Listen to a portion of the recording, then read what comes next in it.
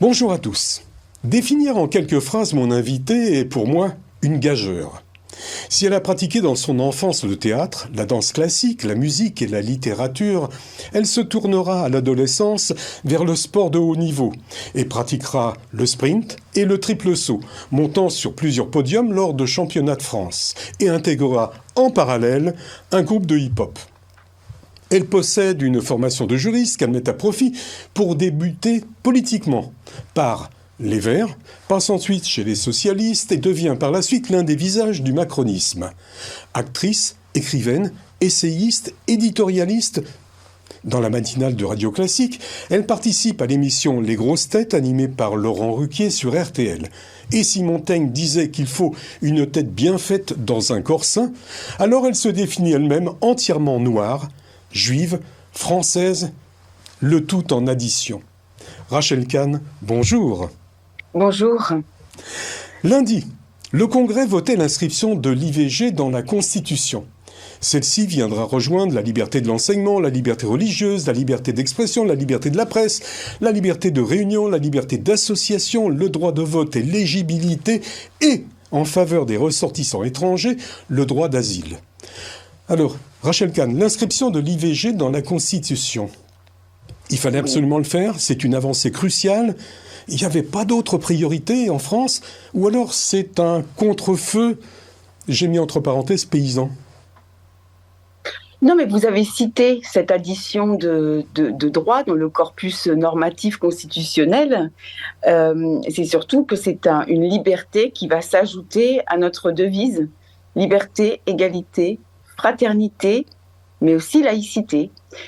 Pour moi, c'est une avancée fondamentale, non seulement parce qu'on renoue avec notre patrimoine humaniste, je pense que le féminisme est un universalisme et un humanisme, mais que aussi dans la hiérarchie des normes, ça a une importance parce qu'on voit dans les bouleversements du monde combien d'États n'ont toujours pas en fait permis aux femmes cette possibilité de s'auto-déterminer finalement, de cette liberté par rapport à leur corps.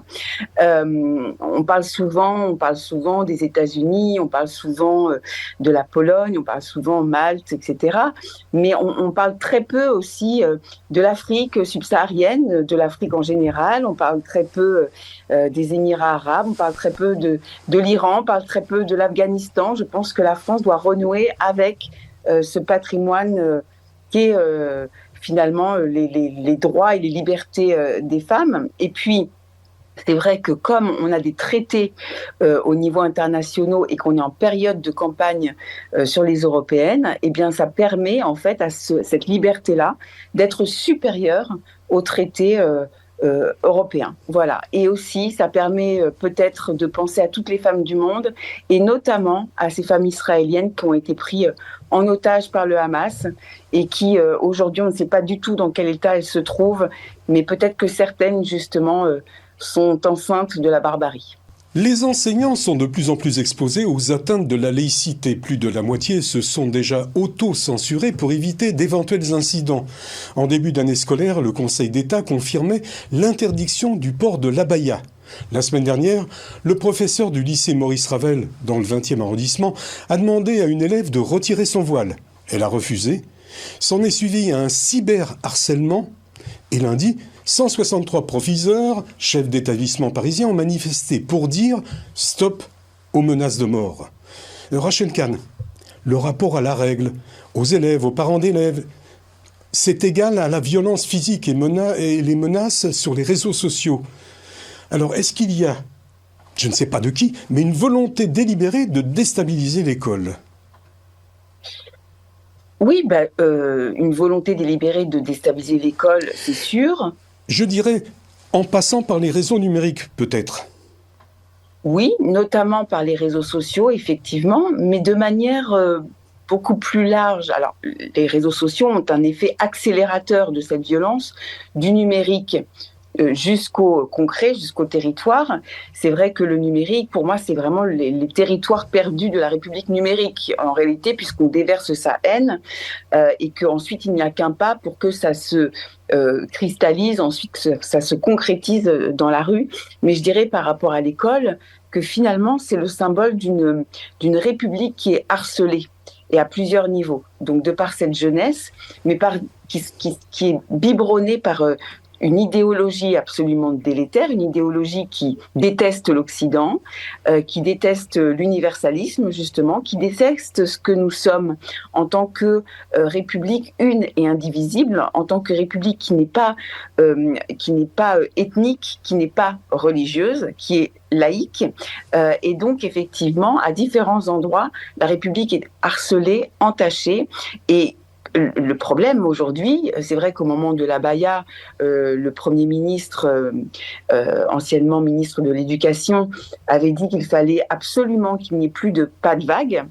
Et c'est vrai que suite à cette annonce, on attendait beaucoup, parce que ça fait 30 ans qu'on attend qu'il y ait finalement que l'autorité au sein de l'école, mais aussi l'autorité de manière générale, celle des institutions, celle aussi du respect des forces de police, soit remise en place. Mais pour moi, c'est une république qui est harcelée, et par certains représentants de la République aussi, malheureusement. Vous avez parlé de jeunes qui sont enfermés dans des prisons identitaires.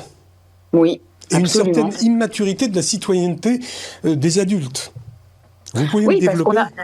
Oui, on a des représentants, on a certains représentants qui sont étrangement dans l'hémicycle, qui déjà se conduisent de manière complètement irresponsable, complètement immature, et qui mettent au fond de l'huile sur le feu, qui finalement par un populiste jeuniste...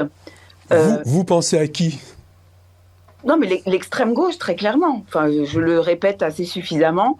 C'est qui, au fond, caressent la jeunesse dans le sens du poil et nourrissent une colère, nourrissent une haine, nourrissent un sentiment de vengeance. Tout ce qui est fait pour tenter de nous réparer, notamment le principe de laïcité, qui est pointé du doigt en étant soit islamophobe, soit un principe d'extrême droite, alors que c'est un principe qui nous permet de tenir debout. La jeunesse veut croire à ça, puisque ça la conforte dans une forme de névrose sociale, où finalement l'autre est un ennemi, la République est un ennemi, et donc il s'accorde le droit finalement de cracher sur la République et de détruire tous les symboles républicains. On va passer sans transition à un autre sujet, à Gaza. Alors qu'un convoi d'aide humanitaire était entré jeudi 29 février, plus de 100 personnes sont mortes dans des conditions qui restent encore à définir. Le Hamas, bien sûr, accuse l'armée israélienne d'avoir tiré, Tsahal reconnaît des tirs, mais fait état d'une bousculade durant laquelle des dizaines d'habitants ont été tués et blessés, certains même renversés par les camions. Alors, y a-t-il un rapport avec l'agression dernièrement d'un homme à la sortie d'une synagogue ?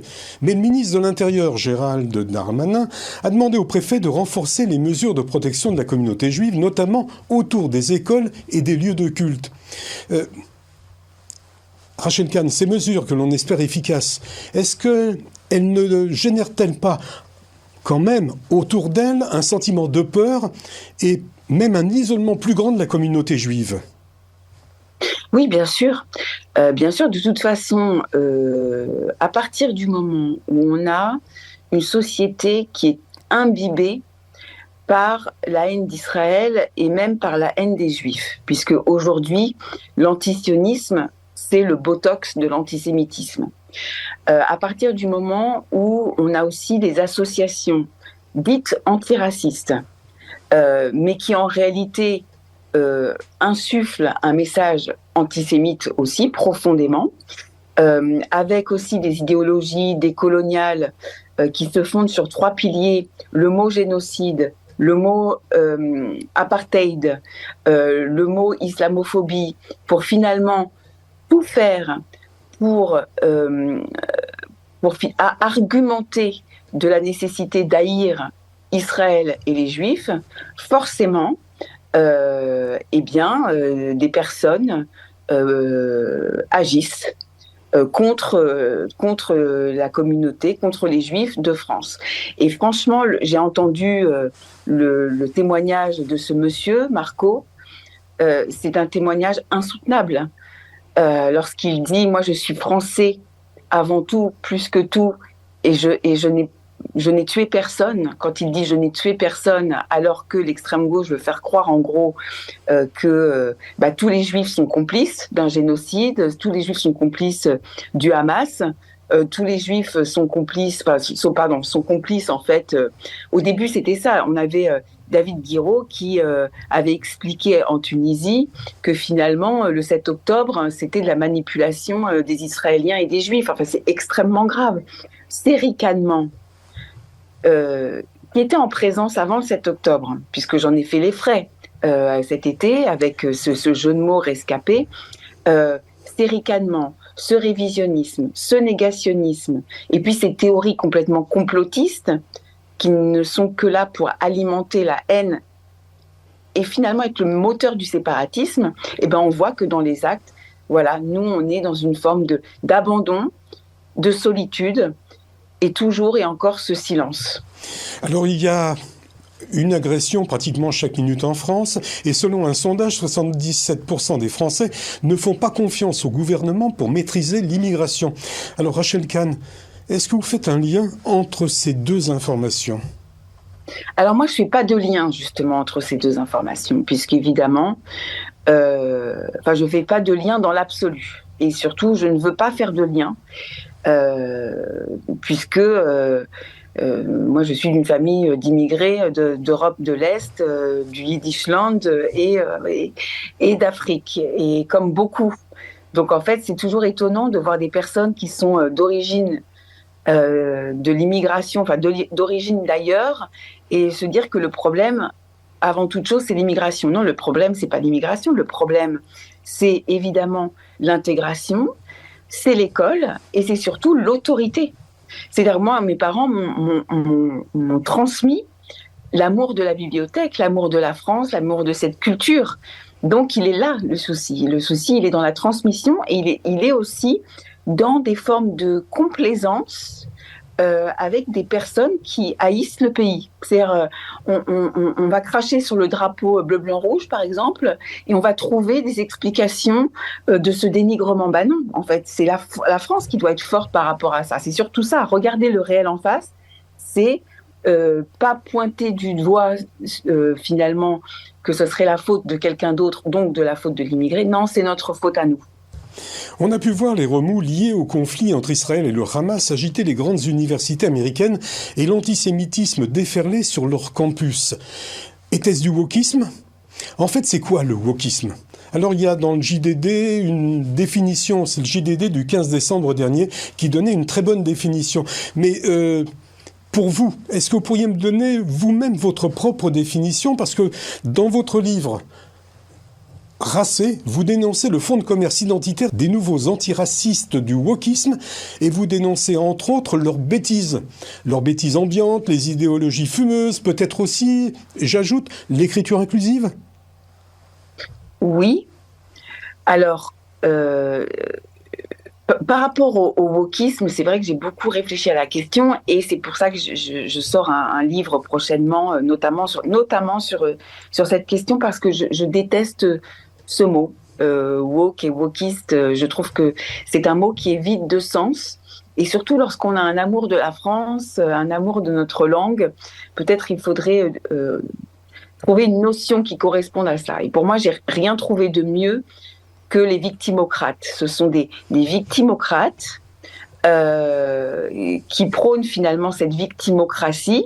Ça veut dire que, à l'aune des blessures et des souffrances, au regard d'une couleur de peau, au regard d'une religion, on doit avoir des privilèges. Ce qui fait que lorsque l'on commet par exemple des violences, eh bien, on est dédouané au regard de son sang, au regard de sa couleur de peau, au regard de son sexe. Et donc, on est aux antipodes de ce que la Révolution française nous a donné en termes d'égalité devant la loi, d'égalité des droits et d'égalité des devoirs. Pour moi, c'est ça. Et c'est en ça que finalement ces victimocrates ont comme combat notre République, tous les principes fondamentaux de notre République, tous les principes fondamentaux de ce qu'est l'humanisme, parce que ces victimocrates veulent déshumaniser qui n'est pas victime. Le juif doit être déshumanisé, l'homme blanc doit être déshumanisé, le français, entre guillemets, doit être déshumanisé, et surtout par un souci de vengeance décoloniale, un souci de vengeance ancestrale, et il est permis finalement de le rayer de la carte au nom de ce privilège racial, de genre, etc., ou de religion. Dans le dernier livre de Nicolas Bouzou, La civilisation de la peur, il écrit « Nos sociétés s'autoflagellent et sont accaparées par de faux problèmes ». Rachel Kahn, pour vous, quels sont les faux problèmes de notre société démocratique ? Oui, alors il faut faire attention parce que je pense que les problèmes des uns ne sont pas forcément les problèmes des autres. Et peut-être qu'il faudrait définir les faux problèmes au regard des vrais problèmes. Pour moi, l'antisémitisme est le problème majeur. Lorsque, dans une société, les juifs, les femmes et les artistes ou l'école est attaquée, la culture est attaquée, c'est qu'on vit dans une société malade. Alors après, les faux problèmes, évidemment, lorsque on a ces histoires justement d'écriture inclusive, des histoires de barbecue, des histoires, alors même que des personnes n'arrivent même pas à manger de la viande une fois par semaine. On est pollué en fait on est pollué par des faux problèmes qui nous empêchent de hiérarchiser les problèmes. Donc il y a une partie où je suis d'accord avec Nicolas Bouzou. Après, une vigilance malgré tout. On retourne un petit peu au Moyen-Orient. On sait que la France ne pèse pas lourd dans les négociations, mais Emmanuel Macron semble miser sur le Qatar pour peser davantage sur cette région. Paris et Doha ont relancé leurs relations bilatérales et appelé à un cessez-le-feu immédiat à Gaza, dont l'émir du Qatar a dénoncé le génocide en cours. Même si on suit l'actualité, on a du mal à comprendre la politique de la France dans cette région. Rachel Kahn, vous auriez, vous, puisque vous avez fait partie de l'entourage d'Emmanuel Macron, une clé de décryptage ? Alors déjà, je pense qu'il faut distinguer deux choses. Un, la diplomatie, où si la nécessité, c'est de faire revenir les otages, je pense qu'il faut, et c'est toute la difficulté, d'arriver à parler à tout le monde. Après, je vous avoue que dans ce contexte entre ce qui se passe en Israël et ce qui peut se passer en Ukraine, ça me fait mal de voir que la France peut voter des résolutions contre Israël avec la Russie.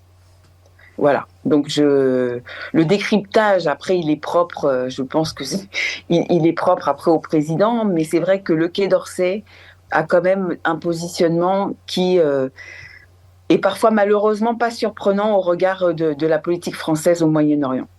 Alors même qu'il faudrait un véritable sursaut, là, pour le coup, de la France. Si la France veut se positionner en cohérence avec ce qui se passe en Ukraine, sur la démocratie, le respect du droit international, etc., etc., je pense qu'elle mériterait de mettre tout en cohérence, notamment par rapport à ces votes de résolution aux Nations Unies, la condamnation forte de l'UNRWA, la condamnation forte de la Croix-Rouge, etc., etc.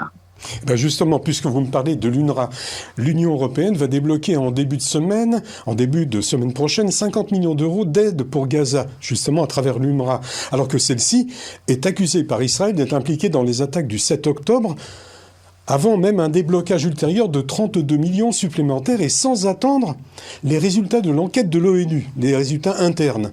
Tout le monde sait que la majeure partie de ces aides sera détournée par le Hamas.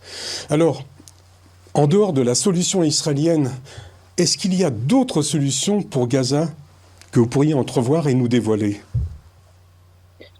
Alors, écoutez, juste sur la question des financements, puisqu'on est quand même en année européenne, je suis très impatiente d'avoir les différents programmes pour pouvoir voter, parce que quand on sait qu'il y a des millions et des millions qui sont partis sur ces territoires, tout ça, alors peut-être que je fais un raccourci, peut-être que je me trompe, mais a priori, pour financer la construction de livres qui sont complètement propagandistes ou de tunnels, puisque cette population palestinienne vit dans la misère, donc il faut bien le souligner à chaque fois. Déjà, je m'étonne que l'Union européenne n'ait pas réagi avant et laisser faire en fait, ces financements-là. la solution, elle est complexe, mais je pense que l'Europe doit être forte pour regarder ce qui se passe sur ce territoire, pour protéger les Palestiniens du Hamas. Voilà. On va retourner encore en Israël, mais d'une autre manière. Après le président vénézuélien Nicolás Maduro, le président brésilien Lula da Silva, qui accuse Israël de commettre un génocide à Gaza, l'Afrique du Sud, précédemment, avait déposé une plainte. À présent, c'est le Nicaragua qui attaque l'Allemagne devant la Cour internationale de justice de La Haye pour complicité de génocide, notamment pour avoir suspendu le financement à l'agence onusienne pour les réfugiés palestiniens, l'UNRWA toujours, et pour la livraison d'armes à Israël. Rachel Kahn, quel est votre point de vue sur ces accusations, ces accusateurs aussi, et l'efficacité de leur démarche ? Oui, alors je trouve que ces accusations, elles sont très intéressantes pour symboliser à quel point le monde ne tourne plus rond. C'est-à-dire qu'on a, et c'est un humoriste israélien qui le soulignait, on a l'Afrique du Sud qui fait une requête auprès de la Cour internationale sur le motif d'apartheid, alors même que c'est l'Afrique du Sud qui a quand même inventé cette modalité de ségrégation. On a l'Allemagne qui défend Israël, et puis maintenant on a les États du Sud, là où se sont cachés en plus tous les anciens collabos et nazis qui dénoncent l'Allemagne, parce que l'Allemagne a fait ce travail de justement après la Seconde Guerre mondiale contre l'antisémitisme, qui attaque maintenant l'Allemagne. Le monde à l'envers.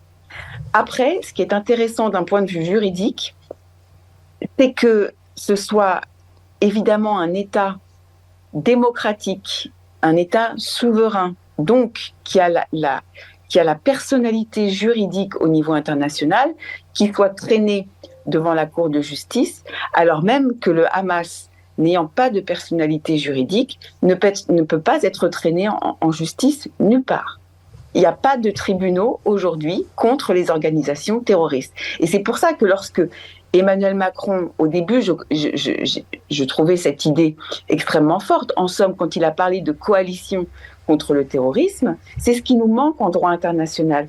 Il manque un droit international du terrorisme. Alors lorsqu'on a LFI et l'extrême gauche qui ne cessent de dire le droit international est à la traîne, est en retard de 30 ans sur les relations internationales depuis que le terrorisme est en présence. On va revenir en France, parce que il y a des choses dans l'actualité qui sont amusantes certaines fois. La direction de Canal+ et les présentateurs stars de la chaîne ont été auditionnés la semaine dernière à l'Assemblée nationale, dans le cadre de l'attribution des fréquences de la TNT. Carl Olive, qui a été interrogé, il fait partie du parti d'Emmanuel Macron, a qualifié sur CNews cette audition comme une garde à vue. Rachel Kahn, comment vous pouvez définir ou qualifier cette audition ? Vous avez sûrement dû la voir. Oui, je l'ai vue, d'autant plus que j'ai été citée dans cette audition. Je la qualifie en un mot, je dirais, s'il fallait choisir un mot, je dirais tristesse. C'est une tristesse développée. Oui, bien sûr, mais c'est d'une tristesse sans nom ce qui s'est passé. De voir des présentateurs, la direction de Canal+, qui fait tant pour l'audiovisuel et le cinéma en plus, être traîné devant une forme de tribunal populaire orchestré par des commissaires politiques. Tristesse dans notre démocratie. Et puis il y a eu des moments, je ne sais même pas comment qualifier, piteux, d'une bassesse sans nom. Lorsqu'Émeric Caron montre la une de Libération avec les chiffres du Hamas à l'attention de Serge Nedjar, comme par hasard de Serge Nedjar, le sous-texte est délétère et finalement, peut-être je me dis, en essayant de voir positivement, que c'est très bien que cette commission d'enquête ait été retransmise pour que les gens se rendent compte de quoi sont capables ces personnes qui sont censées nous représenter. La liberté d'expression, vous vous rendez compte, on parlait de l'IVG au début de cet entretien. Vous savez que pour moi, l'IVG d'ailleurs est en lien avec cette liberté d'expression, parce que c'est le choix des femmes. On ne peut pas se gargariser d'un côté d'être l'homologue de Simone Veil, que Mathilde Panot est l'homologue de Simone Veil, et de l'autre côté de vouloir faire taire toute une partie de la population. Oui, simplement parce qu'on n'est pas d'accord avec eux. Mathilde Panot, d'ailleurs, qui n'arrive pas à situer la Palestine. Je suis sûr qu'elle n'arrivera même pas non plus à situer Israël dans ce cas. Éric Dupond-Moretti, au micro de Radio J. Carl Olive, pour les derniers, et bien d'autres avant, disent tous « Mélenchon est antisémite » et rien ne se passe. Pourquoi ? Gilles William Goldnadel, que je recevais il y a à peu près 2 semaines, me disait qu'il y a, et je mets ça entre parenthèses, une protection rouge pour l'extrême gauche. Rachel Kahn, votre point de vue de juriste, pourquoi on n'y arrive pas ? Alors, je ne sais pas si c'est un point de vue de juriste, parce que vous savez, en droit, tout se défend en droit. Là, ce qui est en train de se passer, c'est que les esprits ont tellement été bercés par le fait que l'extrême gauche, c'était mal. L'extrême gauche, c'était bien, lapsus. L'extrême gauche, c'était bien.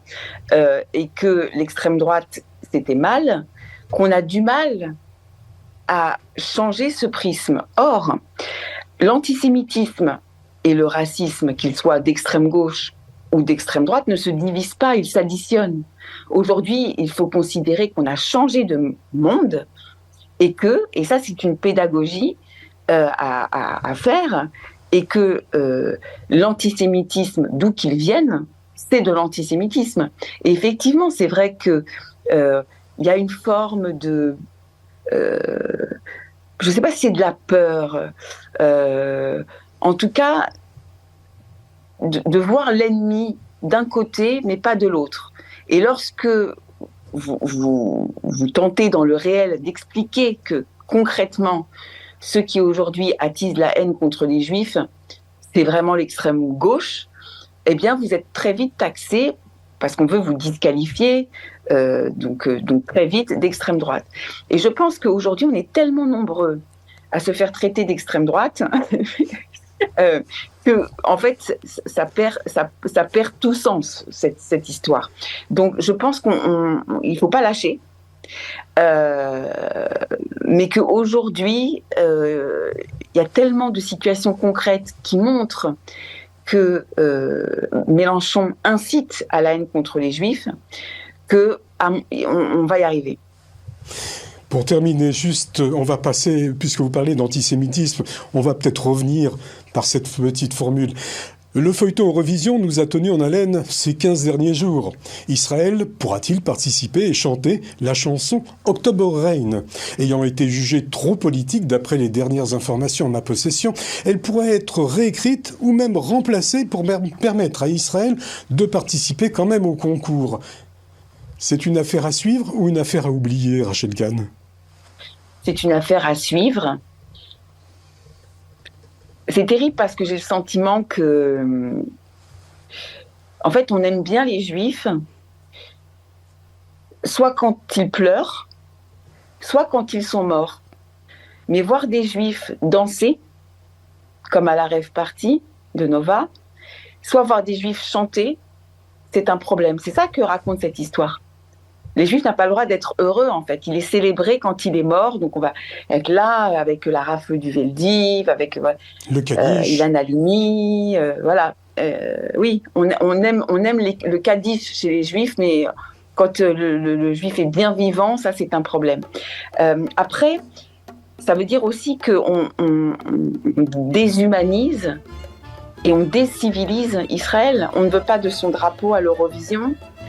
Et on ne veut pas qu'Israël participe finalement à cette célébration de l'humanité dans cet événement très universaliste, très universel qu'est l'Eurovision. Ça raconte beaucoup de choses et il faut vraiment suivre cette affaire. En 2016, Rachel Kahn publie un premier roman d'inspiration autobiographique, Les grandes et les petites choses.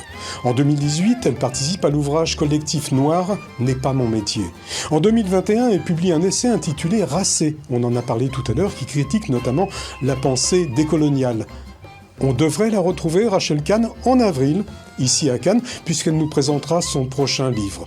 Mon invité aujourd'hui est Rachel Kahn, actrice, écrivaine, essayiste, éditorialiste, et qui se définit elle-même entièrement noire, juive, française et totalement en addition. Merci Rachel Kahn, merci d'avoir passé ces 30 minutes avec nous.